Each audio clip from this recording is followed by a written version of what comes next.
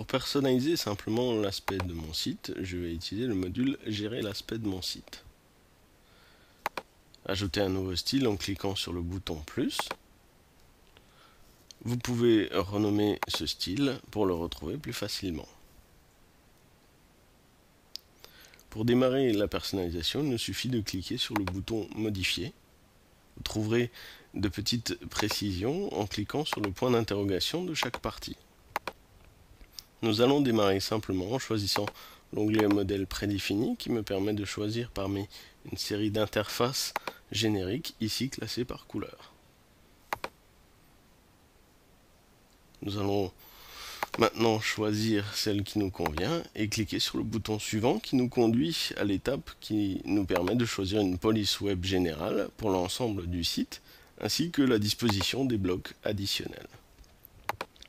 Je passe à l'étape suivante qui va me permettre de personnaliser le bandeau du haut de mon site en y écrivant un texte que je peux adapter graphiquement en jouant sur le type de police de caractère, sa couleur, sa taille, ainsi que son positionnement.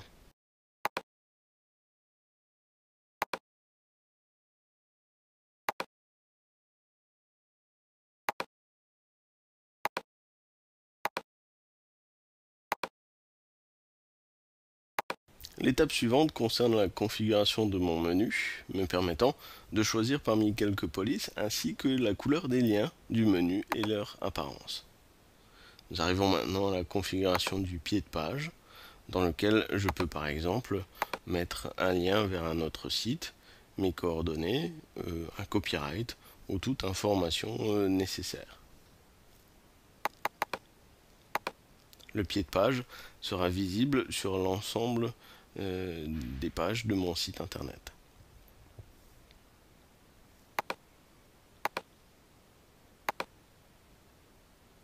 Ne pas oublier d'enregistrer. Et voilà, je suis déjà arrivé au bout de la première façon de personnaliser mon site. Je peux d'ailleurs voir le résultat immédiatement en cliquant sur le bouton Voir mon site.